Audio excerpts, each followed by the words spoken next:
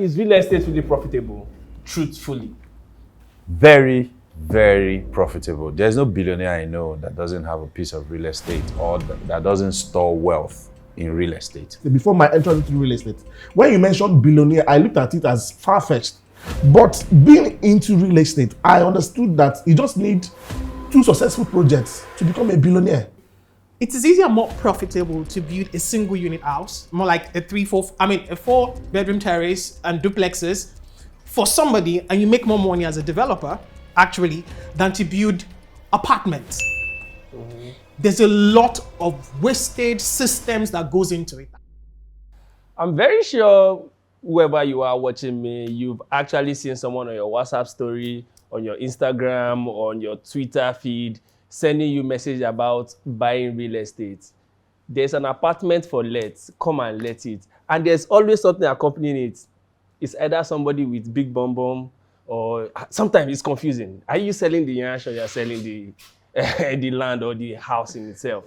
My name is Lyfe Jacobz and this is The Yarn. So today, we are going to talk about real estate and how it's thriving amongst young people. And also, I've brought professionals who will dissect this matter and tell us, is this really a business or this is just a hoax that people are just jumping on right now because it's a trend?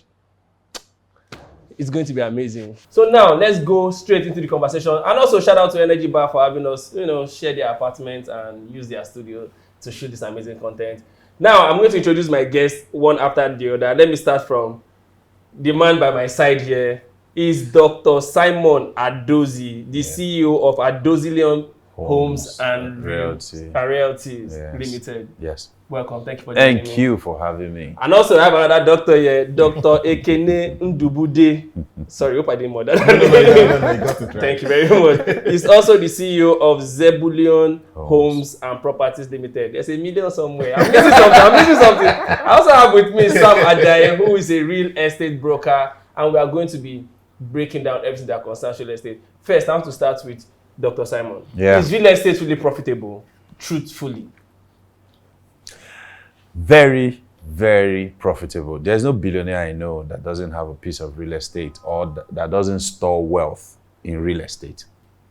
So, if billionaires are doing it, millionaires are doing it, you should know that there is a treasure there. So you should do it, actually. So a long stretch of research that I cannot go into, but the world started with real estate. And it's sure going to end with real estate. Real estate is profitable. Let me just leave it there. Okay, now we've talked about profitability of what real estate can be. Yeah. Now, the next level of the conversation is of everything to invest my money into. Because the truth is this, we are crying every day that Nigeria is broke, the country is not so good, that like the money rate is not as good as it used to be. Yeah. But every day there's a property being renovated, being put on the market, and things are happening. It don't like say you guys are secluded from the reality of what everyone else is feeling. How is this happening in the real estate that everyone else is complaining, but real estate feels like there's a building every day coming up every day? Why I think that is possible is because for a man, once he wakes up, what he's thinking about is where do I put my, the roof I'm going to put my head under. So when you check Maslow's hierarchy of needs, the first 3 needs talks about, in fact, all of them are shielded into real estate. Because for you to bath, you need a house to bath. True. For you to even put a cloth on yourself, you need a house to do that. If you need to eat, you also need to eat in a house. Yeah. So you see that real estate. But the Booker guys will disagree with that. But that's not real estate. No, because the truth is that real estate is not just only building. It's also the land you work on. Yeah, the Booker guys on the land. Yeah, there's the land. So there is no how you can actually, a man cannot survive without real estate. Yeah. So real estate is not just land. Right. Sorry, it's not just building you live in. Mm-hmm. It's also the land. So if you are in a church watching this, you are in the aspect of real estate. If you are in the market is an aspect of real estate. If you are probably in school or in a hotel, that's an aspect of real estate. So you can't separate real estate from man. And one of the things that God created first was land, because he separated water from the land. And because he knew that existence cannot happen on the air. Mm-hmm. Many times since I started doing real estate, many times if I'm traveling, I'm flying. I see the cloud, how beautiful it is, but nobody can live in the cloud. True. So you need a land to live on. So you can't separate a man from real estate. So until you realize how important real estate is to the existence of a man, that is when you start taking it serious. So sorry, instead of buying space on the iCloud, you should buy space on the island. So it's still the question I'm asking. Is real estate shielded from the harsh reality of things that we know right now? Because, man, we know how it is. Dollar, as at yesterday, I was seeing 900 and something naira to a dollar. How do real estate people still have the opportunity to build houses on a daily basis? Because before you walk down this road, there's probably a building being constructed. There's the house that is put out on lease or something. You want to jump on that, please? So I would say everything that we are as human evolves around real estate. All right, the floor we are on is this house we are built on is the food that we eat comes out of there. The aeroplane, the textile clothes you're wearing comes out from there. So the fact remains that if there is not real estate, or anything evolves around it, there would not be life. If all that we do is evolving around that. So a commercial property, for instance, is leased on this area. People have to rent those places. Refinery that Dangote has in stock that produces the oil, people have to live there. The airport that's going to house people are going to live there. So the most important thing is, so far there's life and there's existence around humanity and human beings, real estate will keep evolving. So regardless of the recession, currently a bag of cement is sold at 5,300. You know, that will still happen, but people still need houses to live in. They need factories to work. They need places to do their businesses. So the fact that things are maybe not going the way it is doesn't mean people will not live, they will not eat, they will not have their livelihood. That's why real estate will always evolve around us. Okay, now this one blows my mind every time. Houses keep being built. How are we not looking at multi-purpose buildings? Because every time I look around, there's a 4-bedroom duplex, there's a 5-bedroom duplex, there's a 3-bedroom duplex, there's the enormous building and gigantic spaces. But we're not looking at let's just do like a one mini place where someone who's not essentially married right now, who's just starting to thrive, let him just find somewhere to hide his head or something. It feels like we pay more attention to the high-end part of the real estate more than the low-end. I don't know if this is a trend among you real estate realtors or something. So I'll pick that up. We build those kind of spaces, but I'll put a lot of things to cultural belief. We on this part of the world, we don't believe in sharing spaces. So we believe that for me to show that I am wealthy, I should live in a 7-bedroom mansion. That shows that I am wealthy. And I want space that I can park my 8 cars, and just worship them. In short, our idols right here in this country are people that show us those kind of things as wealth, those kind of lifestyle as wealth. So it's a cultural trend and it doesn't make business sense. So in go to New York, right? The wealthy people, they live in a 1-bed apartment, and that's all. You understand? Because they understand what it means to just have a space that can work you, that you can sleep. If you have a family or you do not have a family, a place that you can rest your head when you want to rest your head, as long as where you are living is intentional, is close, it has close proximity to everything you do around there. So a lot of things. So it is much of a cultural thing for us this way than a financial sense. So now it's because of so they are trying to tell me that it's because of the cultural beliefs and norms of the people around. That's why you guys refuse to cater for young people like us. Not really. Let me come. If I build and you don't buy, there's no need for me to build it. So I'll build what you want. Yes. The demand creates the supply. So for instance, if what is obtainable in the market is 1 bed, everybody builds 1 bed. Because now, real estate, you can do it as an investment or as a business. So we're in it as a business. And what creates business is demand and supply. So you follow the area of demand. So if, for instance, tomorrow, now there are some parts in Lekki. Now, let me give you an instance. In Lagos, there is Lagos mainland and there's Lagos Island. True. Now, on the island, it is easy for people to buy flats. But on the mainland, people does not understand that I will live in this big building and I'm only owning a flat. So you see that the culture of island is quite different from culture of mainland. Even in the same state. Even the same state. So the demand on these two locations are not creating different supplies. And in Lekki here, there are 1-bed apartments. I think you have one of them. Yes, I do. And then there's 2-bed apartments, and then there's 4-bed, and then there is standalone and terraces that like you mentioned. You're going to buttress what you're saying. You know, counterintuitively, I think when you see this from every spectrum, it's different. So we see it from an home buyer, from a realtor, from a developer, from an investor. It's different. So let me talk from a developer's angle. And this is literally real. Yeah. It is easy. Yeah, it is easy and more profitable to build a single unit house, more like a 4-bedroom terrace and duplexes for somebody, and you make more money as a developer, actually, than to build apartments. Mm-hmm. There's a lot of wasted systems that goes into it. That's the first part. And there is the government, before you get some approvals and what have you, there is all of those things that goes into it. You know, if you own money and you want to build a house and you give it to Simon to say build for me, and he builds you a 4-bedroom and you make your money, you move on, that's fine. Now I'm gonna just run through everything. And now we're talking about the youth. We'll begin to also see that people are beginning to say things are evolving. We're talking about the buyers, and I begin to say, I can share apartment. I can get a 1-bedroom, 2-bedroom. So you go to the periwinkle lifestyle. It's an high-rise.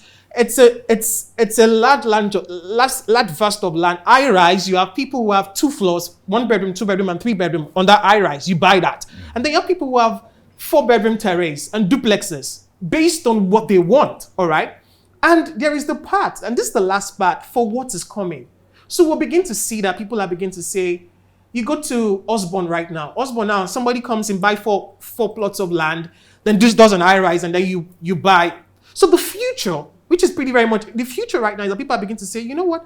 I can own an apartment. And that's what Simon's project was sold out almost before it's launched, his bedroom. They begin to say, I can own an apartment. But that's not going to happen in such a short while. We are a cultural country. Yeah. People are still saying, I want to own it. Yeah. But it's evolving little by little by little. And that's why high-rise is becoming a big thing. Yeah, high-rise is becoming a big thing. So it's happening. And that's a big thing. I'm beginning to learn. I hope you are learning to hope you have your pen and paper, you're jotting things down so you can take things away. We'll go on a quick break, and when we come back, it's still the Yans. We'll talk about sex, pop culture, and also your finances. And that's what we're discussing right now with real estate. We'll be back.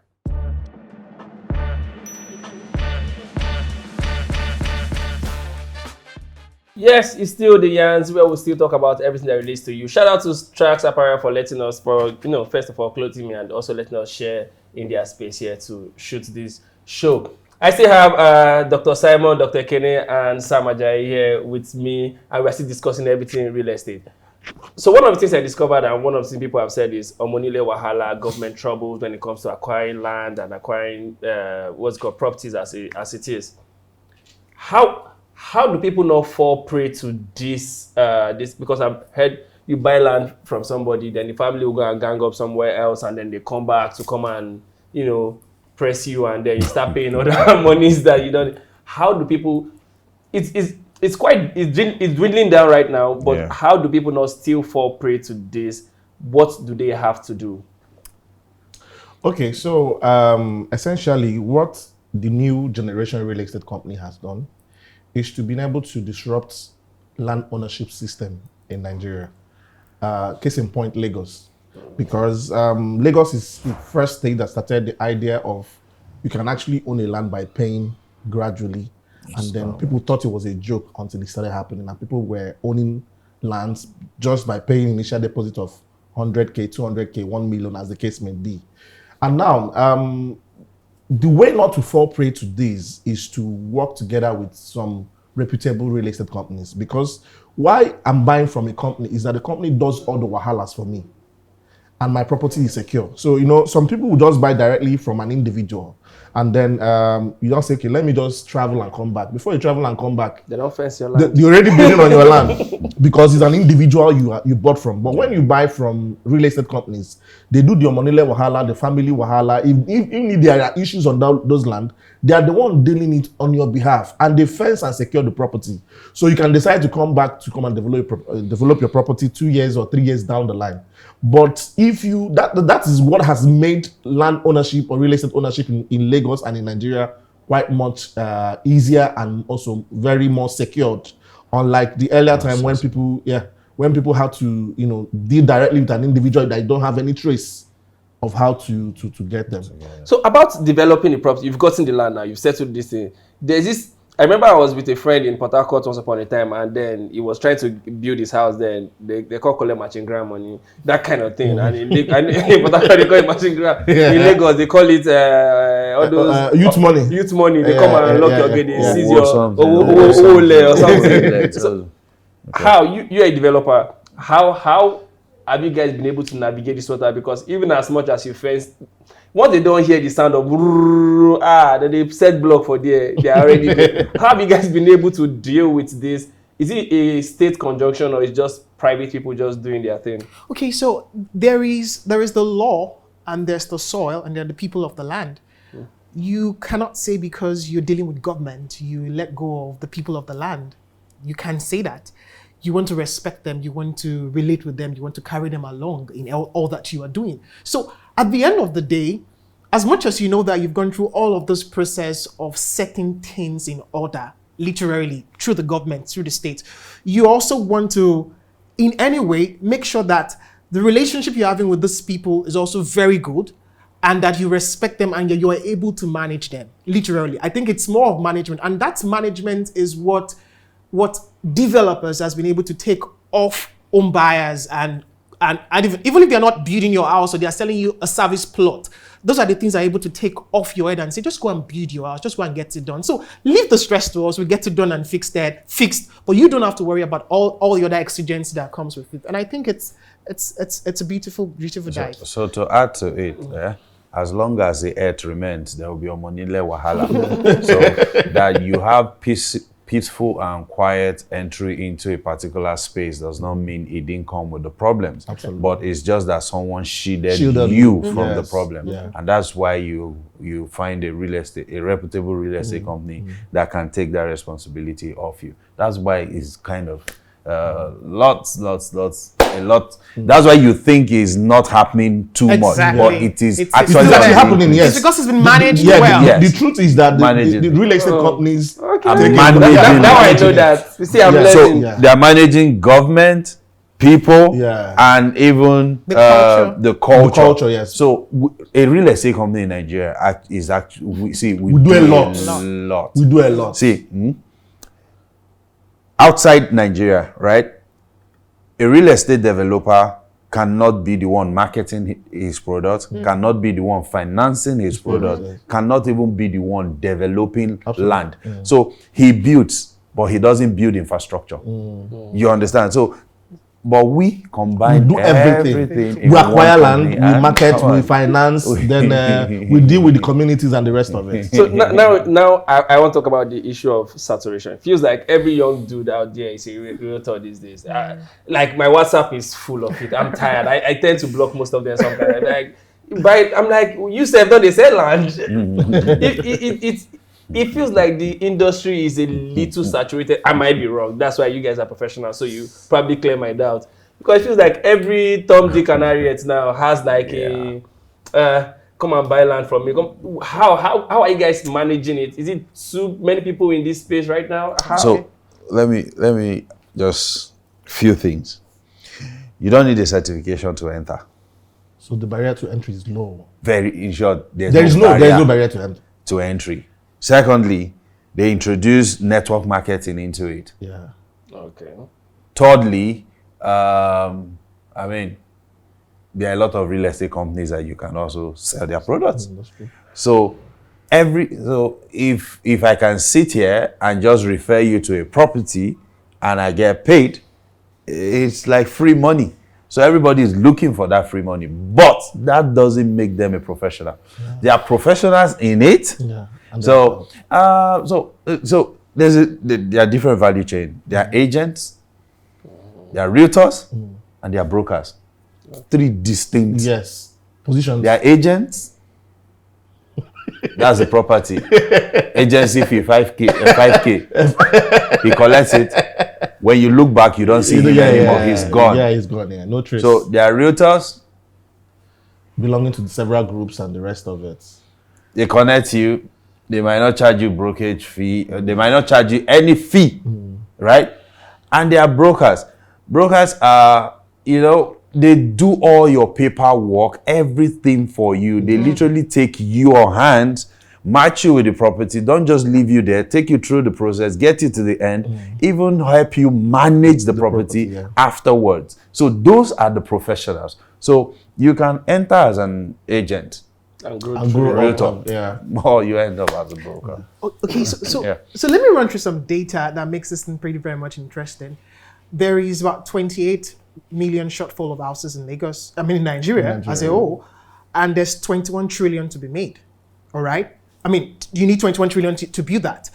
Last year, you have 5 billion that was shared in commission for realtors. 80% of that money went to the top, the Pareto principle. 20% of the people, and then you have about a huge chunk of money will be made between now and the next 12 years. It's in billions. It's in trillions. However, you need exactly. However, you need about 2,500 businesses, real estate businesses. I said businesses. It's wide. You have carpentry. Yeah. To make billions of naira between that space of years. Now, this is data, life data. So if this is data that we have, and you don't need so much to be a part of that, wouldn't you want to join? That's the first aspect. You just want to join. You want to be a part of it. And then there's the deficit problem in Nigeria. You want to be a part of solving that problem. So if I can connect A and B together, I get the problem solved. If I can connect C and B together, I get the problem. So that's what's been done. Now, the challenge for me is, when I got into the industry, it was like this. I felt I didn't want to play like this. I want to play at the top level. I want to play higher. I want to be... And that puts you in a point of getting better at what you're doing, getting better. So as much as the barrier entry is low, it also tells you people are renting houses today. They are living in places today. They have malls they are renting. So it's just what it is, But the most important thing is that growth and professionalism has to do with people, industries, and then your personality, literally. And then I want to say something. Honestly speaking, we really don't know how much jobs that real estate has created. Yeah. And then I'll give it to the pioneers that started the real estate business in Nigeria, because imagine there are no growth in real estate as we're seeing now, and there is no job anywhere. Imagine what could be happening. Those girls you are seeing that are saying they are carrying a bomb and moving around anywhere. We are still coming. I want to say something.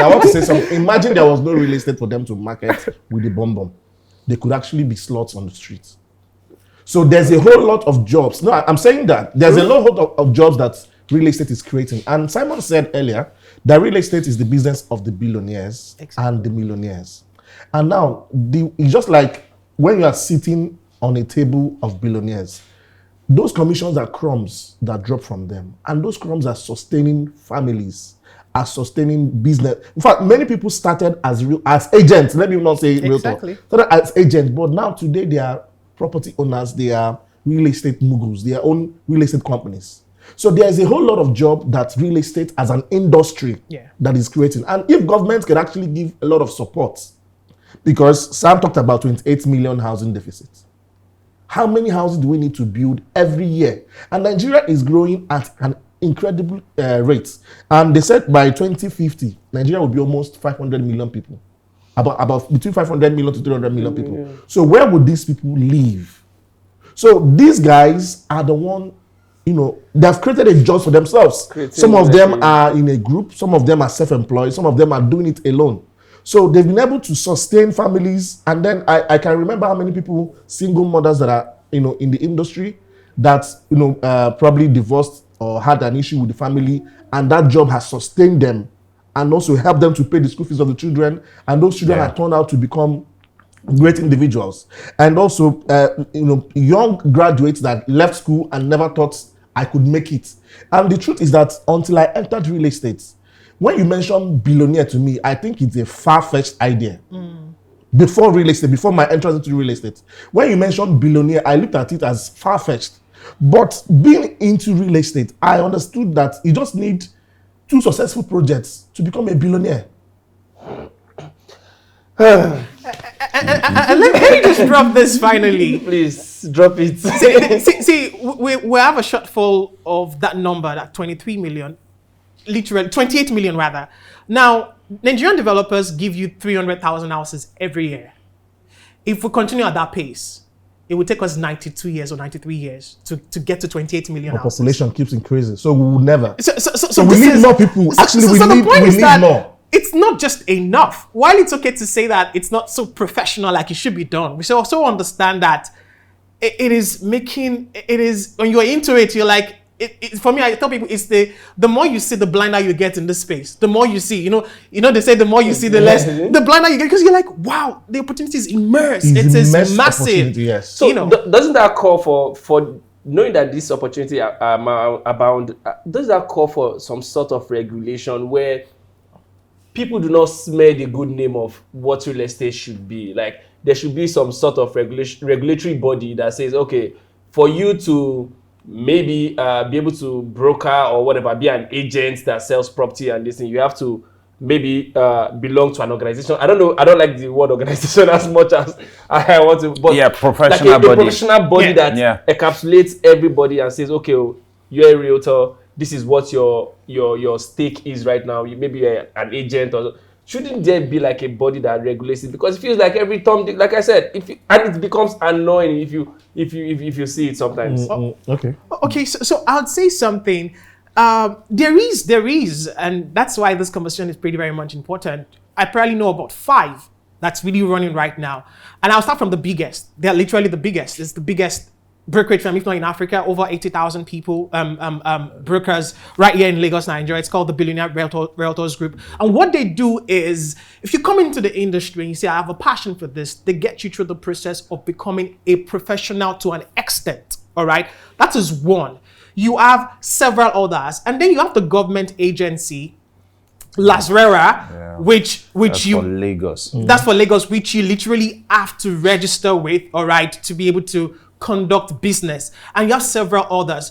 However, it's people's choice to want to grow into relevance in an industry, especially if the barrier entry is low and the only thing you can connect dots. I started from that level. I'm not there again. Simon, that is here, started from a level, is a top developer. Same year too with Dr. Ekene. The most important thing is, while there's regulation, there is also need for individuals and corporations to also go around. So yes, there are systems, yes, there are structures, yes, there are schools and what have you that helps you do all of those things. Let me even put a voice to what he has said. Before, some developers could take money from realtors and then from realtors clients rather, and then they can't deliver, or they won't deliver on the project. But the emergence of the realtor groups, which is like, to me, it's like a regulation even against developers.